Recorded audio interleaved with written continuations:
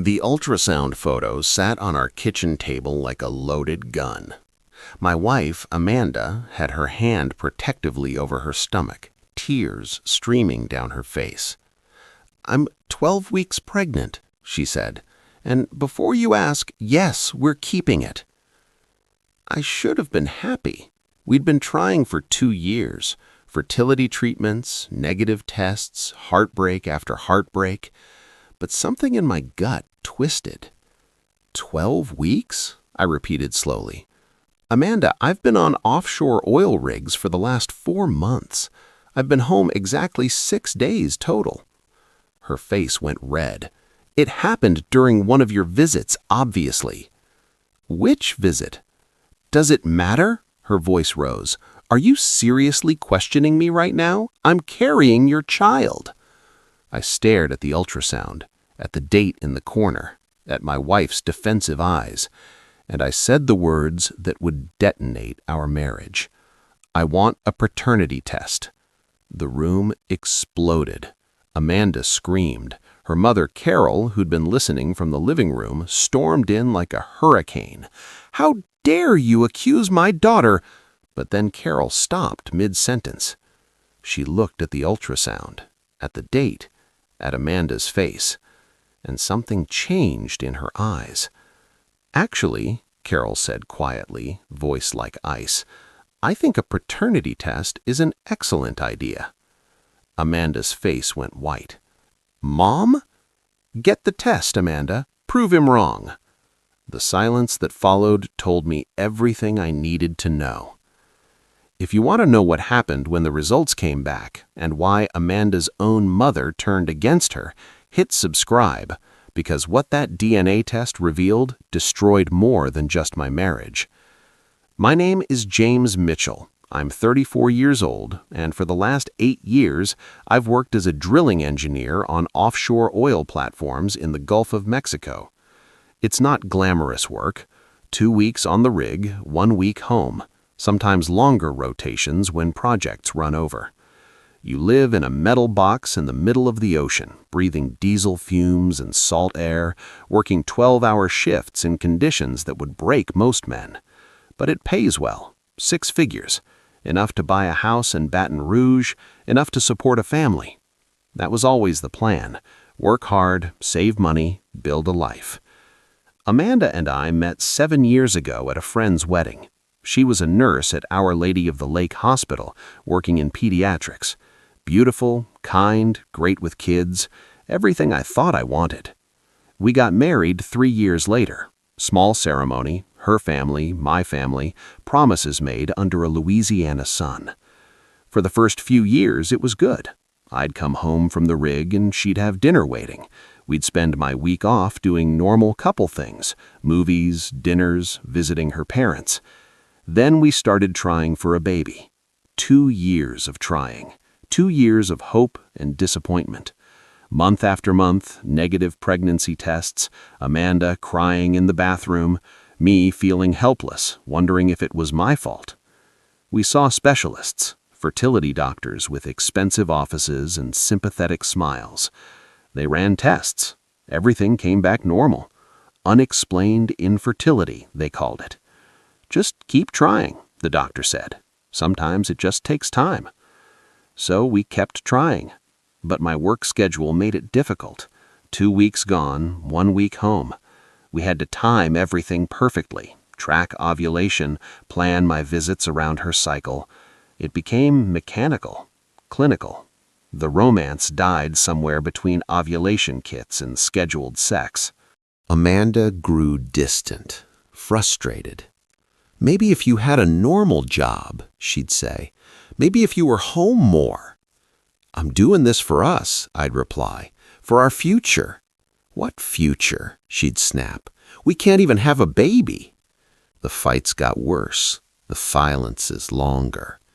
By the time I left for my last rotation, a 4-month project on a new deep-water platform, we were barely speaking. I was in the middle of the Gulf, 150 miles from shore, when I got the text. "Amanda, we need to talk when you get home." My stomach dropped. Those 6 words. Every man knows what they mean. I tried calling. No answer. I texted back. "What's wrong?" "Amanda, not over text. When you're home." 3 more weeks. 3 weeks of wondering if she was leaving me, if she'd met someone else, if our marriage was over. I worked through it. What else could I do? You can't leave an oil rig because your wife sent a cryptic text. But every night, lying in my bunk, listening to the ocean and the machinery, I played out scenarios in my head. None of them were good. I flew back to Baton Rouge on a Friday afternoon. April heat, humidity that hits you like a wet towel. Amanda picked me up from the airport. She was quiet during the drive, hands tight on the wheel.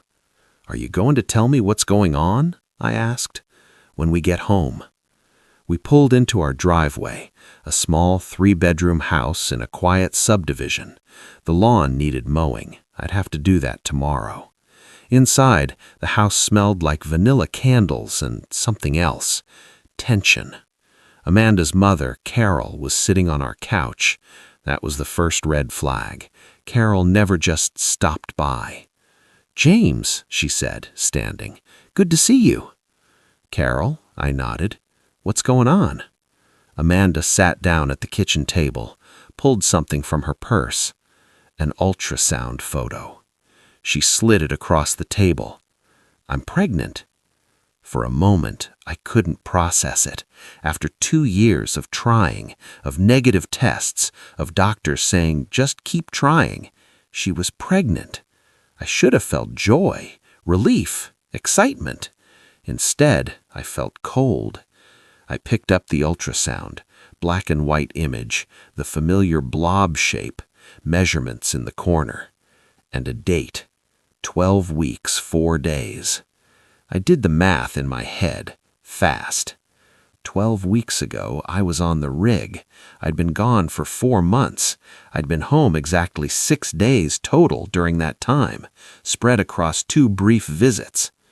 12 weeks, I said slowly. Amanda nodded, hand on her stomach. "I know. I can't believe it either, after everything we went through." I looked at Carol. She was watching me carefully. "When did you find out?" I asked. 2 weeks ago. I wanted to wait until you were home to tell you." I set the ultrasound down. "Amanda, I've been gone for 4 months." "I know. I was home for 3 days in January, 3 days in February." "It must have been one of those visits." Her voice was defensive now. I pulled out my phone, opened my calendar. January visit was the 14th through the 16th. February was the 22nd through the 24th. I looked at the ultrasound date again, did the math. If she was 12 weeks pregnant now, conception would have been around mid-January. The timing was possible, barely, but something in my gut screamed wrong. "Which visit?" I asked. "What? Which visit did it happen, January or February?" Amanda's face flushed. "Does it matter?" "Yeah, it does." "Why are you interrogating me?" Her voice rose. "I'm telling you I'm pregnant with your baby and you're acting like what? Like a man who's been gone for 4 months and just found out his wife is 12 weeks pregnant? How dare you?" She stood up, chair scraping. "How dare you imply?" "I'm not implying anything. I'm asking a question." Carol stood up. "James, I think you need to calm down." "I am calm." I looked at Amanda. "I just want to understand the timeline." Amanda's eyes filled with tears. "I can't believe this. I thought you'd be happy. I thought—" She broke down sobbing. Carol rushed to her side, glaring at me. "Look what you've done." I stood there, watching my wife cry, watching her mother comfort her, and felt like the villain in a story I didn't write. "I want a paternity test," I said quietly. The room went silent. Amanda's head snapped up. "What did you just say?" "I want a paternity test." "You son of a—" She lunged at me. Carol caught her. "How dare you?" Amanda screamed. "How dare you accuse me of cheating? I'm carrying your child." "Then prove it." I don't have to prove anything. Carol's voice cut through the chaos. Actually, I think a paternity test is an excellent idea. Both Amanda and I turned to stare at her. Mom? Amanda's voice was small. Carol's face was stone. The test, Amanda. Prove him wrong. I can't believe you're taking his side. I'm not taking sides. I'm asking for the truth. Something passed between them, some unspoken understanding. Amanda's face crumpled. Mom, please. The test, Amanda. The way Carol said it, cold, final, made my blood run cold. She knew something. Amanda refused to talk to me for 3 days. She moved into the guest bedroom, wouldn't answer my questions, wouldn't look at me. Carol called me on day 4. We need to talk, she said. Not at your house. Meet me at Brouhaha on Government Street. 1 hour. She hung up before I could respond. Brouhaha was a small coffee shop near LSU. I got there early, ordered black coffee I didn't drink, and waited. Carol arrived exactly on time. She looked older than I remembered, tired. She sat down across from me without ordering anything. I'm going to tell you something, and you're not going to like it. I waited. Amanda has a history. A history of what? Carol took a breath. When she was in nursing school, she got pregnant. She was dating a guy named Tyler. Good kid, pre-med student. I said nothing. She told him the baby was his. He proposed. They were planning a wedding. Carol's hands were shaking. Then his mother insisted on a paternity test. She didn't trust Amanda, thought she was a gold digger. My stomach dropped. And the baby wasn't Tyler's. The coffee shop noise faded to white noise. It was her ex-boyfriend's, a guy she'd been seeing on the side. Tyler found out at the same time we did. He left. The ex wanted nothing to do with her. She had an abortion. Carol's eyes met mine. She swore she'd never do it again. She swore she'd changed. But you don't believe her. I want to believe her, James. She's my daughter. But when I saw that ultrasound date, when I did the math, she shook her head. I've seen this movie before. I drove home in a daze. Amanda was in the kitchen when I walked in. She looked up, eyes red. We need to talk, she said. Yeah, we do. She sat down at the table, folded her hands. I'll take the paternity test. Okay, but I want you to know you're destroying our marriage by not trusting me. Amanda, your mother told me about Tyler. Her face went white. She had no right. She had every right. I'm your husband. I deserve to know. That was different. I was young. I made a mistake. You told a man he was the father of your child when you knew he might not be. I thought he was. Did you? Silence. Who is he? I asked quietly. Who? The father. If it's not me, who is it? Amanda stood up. There is no one else. The baby is yours, and when that test proves it, you're going to spend the rest of your life apologizing. She walked out. We scheduled the test for the following week, a non-invasive prenatal paternity test. They'd take Amanda's blood, my cheek swab, and compare the fetal DNA. Results in 7 to 10 business days. The longest 10 days of my life. Amanda barely spoke to me. Carol called twice to check in. Whatever happens, she said, I'm sorry you're going through this.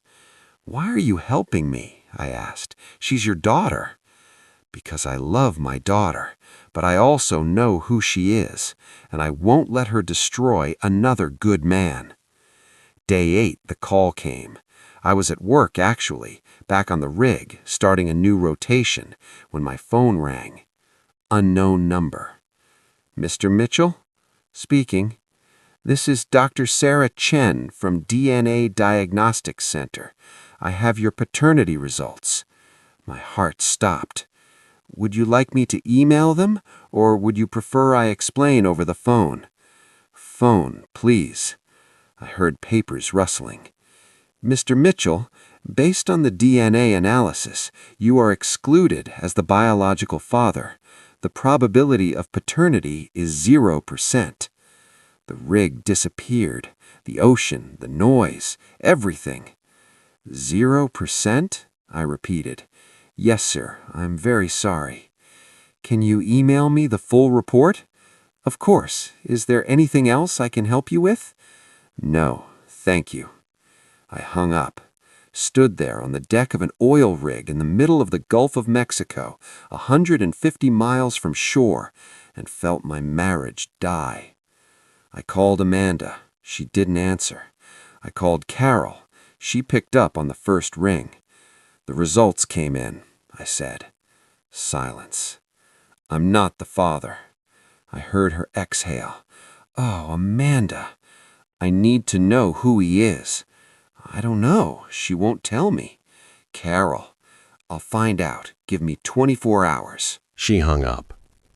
I couldn't leave the rig. I was stuck there for another week, living with the knowledge that my wife was pregnant with another man's child. I told my supervisor I had a family emergency. He gave me sympathetic eyes and said, "Hang in there."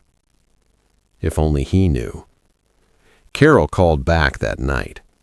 "His name is Ryan Broussard. He's a pharmaceutical rep, calls on Amanda's hospital." "How long?" "She says 6 months. Started when you were on that extended rotation last fall." 6 months. While I was working 12-hour shifts in the Gulf, she was sleeping with a pharmaceutical rep. Does he know about the baby? She told him. He wants nothing to do with it. He's married, 3 kids. Of course he was. "She's keeping it," Carol added. "She says she's going to raise it alone." Alone? She thinks you'll stay. She thinks once the baby's born, you'll fall in love with it and forget all this. I laughed. It came out bitter. She thinks I'm that stupid? She thinks you're that good. That hit harder than it should have. I flew home 3 days later, emergency leave. Amanda was on the couch when I walked in. She looked up, face hopeful. "James?" I got the results. Her face fell. 0%. I'm not the father. "The test was wrong." "Amanda, stop." "They make mistakes." "Stop." She started crying. "Please, we can work through this." "Who's Ryan Broussard?" She froze. "Your mother told me. 6 months. While I was working to support us, you were sleeping with a married pharmaceutical rep." "It wasn't like that." "What was it like?" She wiped her face. "I was lonely. You were never home. He was there." "So it's my fault?" "I didn't say that." "You're saying I drove you into another man's bed because I was working to provide for our future." "We didn't have a future," she shouted. "We couldn't have kids. The doctors said—" "We couldn't have kids, but apparently you could, just not with me." That landed. She crumpled. "I'm sorry. I'm so sorry." "Does he know?" "Yes." "And?" "He doesn't want it. He's staying with his wife." "So you thought you'd trick me into raising his child?" I thought maybe it was yours. I wanted it to be yours." "But you knew it might not be." Silence. "Get out," I said quietly. "What?" "Get out of my house." "James, please." "You have 1 hour to pack a bag. After that, I'm calling the police." She left, went to her mother's house. I sat in the empty house, surrounded by baby books we'd bought, nursery furniture we'd assembled, dreams we'd built. All of it a lie. The divorce was fast. Amanda didn't fight it. She signed the papers, took her things, and moved to Texas to live with her sister. Carol called me the day Amanda left. "I'm sorry, James. For what it's worth, you deserved better." "Thank you for telling me the truth." "Someone had to." We hung up. 6 months later, I got a Facebook message from an unknown account. "Tyler Brennan. I heard what happened. I'm sorry, man. If you ever need to talk to someone who's been there, I'm around." I stared at the message for a long time. Then I typed back, "Thanks, I appreciate it." We met for coffee a week later. Tyler was a doctor now, married, 2 kids, happy. "It gets better," he said. "It doesn't feel like it will, but it does." "How long did it take you?" "Honestly, a couple years, but I'm glad it happened. I met my wife because of it. I have a life I actually love." He paused. "Amanda did you a favor. She showed you who she was before you had kids with her, before you were locked in forever." "Doesn't feel like a favor." "It will, eventually." He was right. A year later, I met someone new. Her name was Rachel. She was a teacher, honest, kind, nothing like Amanda. We took it slow. I told her everything. She didn't run. "I'm not her," Rachel said simply, "and you're not the man you were when you were with her." We got married 2 years later. Small ceremony, just family. And when Rachel got pregnant, when we saw that ultrasound, when we heard that heartbeat, I felt something I never felt with Amanda. Peace. I never heard from Amanda again. Carol sends Christmas cards, updates me occasionally. Amanda had the baby, a boy, raised him alone in Texas. Ryan Broussard's wife found out about the affair. She left him. He pays child support but has no relationship with the kid. Amanda works as a nurse, lives in a small apartment, struggles. Carol says she's changed, that she regrets everything. Maybe she has. Maybe she does. But it's not my problem anymore. The thing about betrayal is it teaches you something valuable. It teaches you that trust isn't something you give freely. It's something you earn. Amanda wanted me to trust her blindly, to accept her word without question. But blind trust isn't love. It's stupidity. Real love asks hard questions. Real love demands honesty. And when someone can't give you that, real love walks away. I still work on the rigs, still spend 2 weeks offshore, 1 week home. But now when I come home, Rachel's waiting. Our son, our actual son, runs to the door yelling, "Daddy!" And I know, without a doubt, that he's mine. Not because of a DNA test, because I was there, because I know the timeline, because there's no question, no doubt, no shadow, just truth. If this story hit home, comment "trust but verify." If you've ever been lied to, if you've ever had someone try to trap you, if you've ever had the courage to ask the hard questions, this one's for you. Hit subscribe for more stories about the power of knowing the truth. Because sometimes the worst thing that happens to you is the best thing that could have happened. You just don't know it yet.